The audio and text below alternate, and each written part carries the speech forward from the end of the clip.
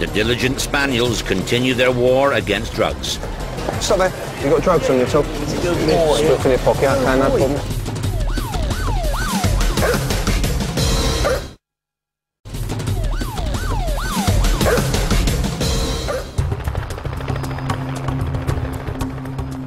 In South London, PC Mandy Chapman is back in action, getting ready to raid someone's home. Not a drugs operation this time, but the enforcement of a court warrant against the owner of a dangerous dog. A suspected pit bull, which attacked an Alsatian in a park and savaged it so badly that his rear leg was almost torn off.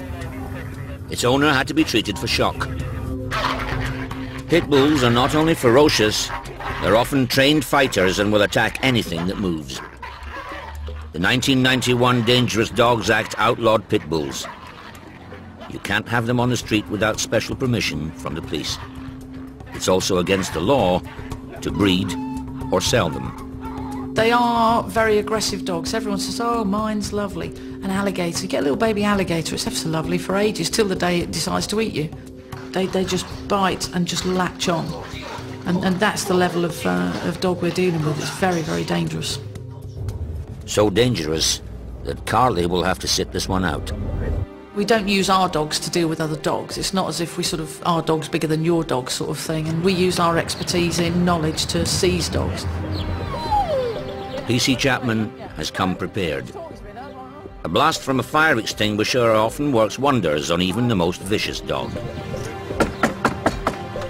The protective clothing is bite-proof. Even though no one's home, they can still enforce the warrant. The officers around the back have spotted the dog, or rather the dog may have spotted them. The dog has an injury collar around its neck to protect the wounds it received when passers-by stopped it mauling the Alsatian it savaged.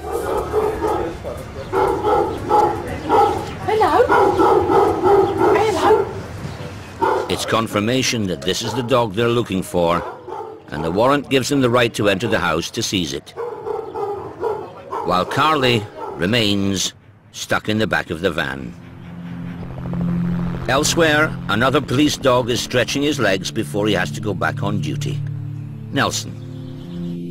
Named after Britain's great sea lord, 3-year-old Nelson's original pedigree name was Majestic Tiger. 4 of his 6 brothers and sisters are also police dogs. Handler Andy Miller believes Nelson is already a top dog, but can get even better. You take a sense of pride and achievement in the fact that you've managed to train your dog to a certain standard. He's just generally a really, really good police dog. He's potentially he will be very, very good. On a typical shift, Nelson will spend 8 hours either on the streets or in the back of PC Miller's van. Exercise breaks are vital, but today, something's wrong. Nelson appears to be limping. It's always a concern if we've got a dog injured. They're pieces of kit, yes, but, you know, without him, I can't do my job. Injuries can lead to time off work for both of them, or even early retirement if they're bad enough. Now, when he first jumped out, he was really stiff. So then he's warming up a wee bit. Not too bad. But PC Miller may have spoken too soon. Ah, and that was his back leg. Nels, come here. PC Miller knows a lot about dogs, but not enough to diagnose what's wrong. Thorn or something, isn't it? You just got to be concerned if he has got an injury that it's not too bad, or by working him, it's not going to make it any worse, you know. There's no question of making it worse. There won't be any working until he's had Nelson checked out by a vet.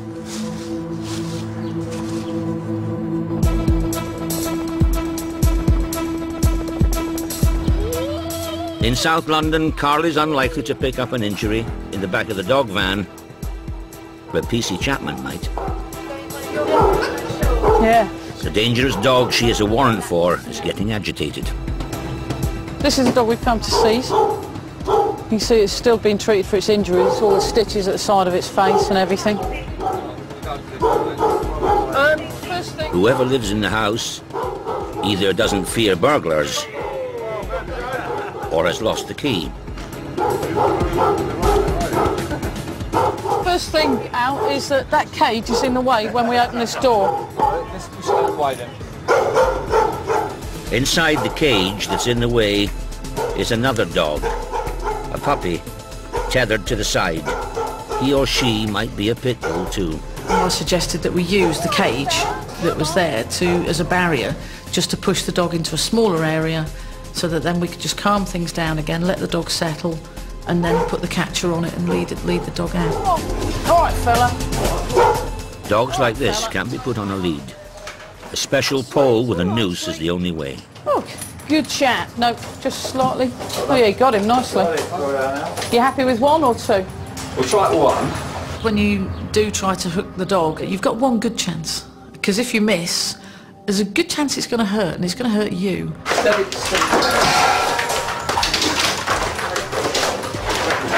It's stressful for the dog, and I hate doing it, but there are occasions you have to.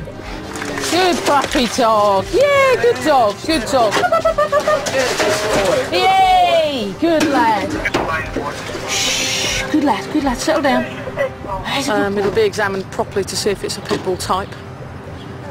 If it is, it's not a good outcome to that, because people know if they've got a pit bull type dog, everything that they should have done. So, luckily, we'll at least get him looked at.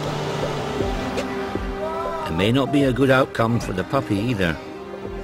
It too will be tested to see if it is a dangerous dog in the making. The officers will also want to question the dog owner about a samurai sword and some unusual houseplants they found.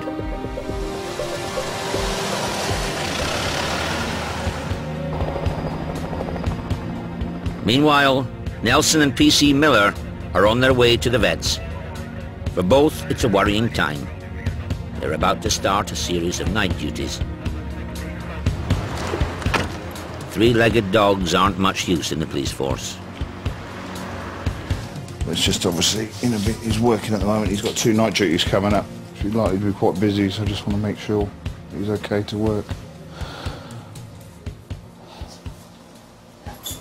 Sit. As a dog handler, without an efficient police dog that's firing on all cylinders, you're not actually going to have any impacts when you do get to a call. So you've got to make sure that your dog's working. He's not reacting to anything there. No, usually if it's worse on uneven ground, it's usually toes that are affected. Yeah. He hasn't got any, swelling or anything there. They may have either just bruised his pad or slightly sprained one of the joints there. But there's no signs of any cuts or anything there. What we'll do is let's give him some anti-inflammatories for a couple of days. The anti-inflammatories should enable Nelson to keep working until his leg or paw is fully healed. Until then, PC Miller will have to be careful with him. Good boy. Good lad. Good boy. Thank you very much. Great. See you again soon. Ta-ra. Good boy. Yeah, I mean, luckily now we're safe to continue, but we just got to be a bit careful, Got away. Up. Good boy. In West London, there's another emergency.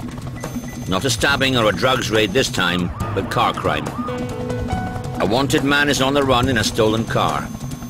Police helicopter India 99 is en route. It's going Bridge Road, which is a dead end. Possibly can. On the ground, Brodie and Sergeant Pete Madden are also set to join in the chase. I think it was a high-powered Focus that was stolen in a burglary. To the near side wheel, The stolen car has been abandoned on the edge of a large industrial estate, and the driver is on the run. Description, 931 male, it's short dark hair, blue hooded jacket.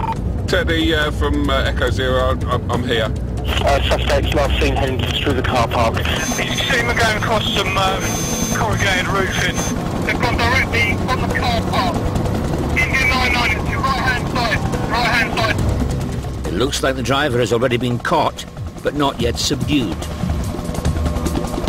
That could be a job for Brodie, but she is still minutes away. They've now got the suspect detained. Even with runaway in custody, Brodie and Madden might yet be needed, if there was more than one man in the car. That's as far as he got. I don't know if he was hoping to take that down, but that wasn't going to happen. On this side, he's lost his tyre off the wheel, so that wasn't going much further. Recovery, please. Called Focus SE. We believe it's possibly a cloned plate. The tax disc in the window is November X-ray 07. If you want to run the car is being used as a burglar's getaway vehicle in various parts of London. It's LOS actually from sale in Cheshire. Cheshire? On it. Stolen 1st January. Yes, this was stolen from a burglary in Cheshire on the 1st of January, so now we'll recover it, do forensics on it, and see what we pick up. But it's interesting that it's stolen as far away as Cheshire, and certainly it's been floating around causing problems down here and involved in burglaries down here for the last few days. For waiting patiently, Brodie gets to stretch his legs in the park, even though he wasn't used in this job. The arrest of a dangerous driver and recovery of a stolen vehicle is a good result for everyone.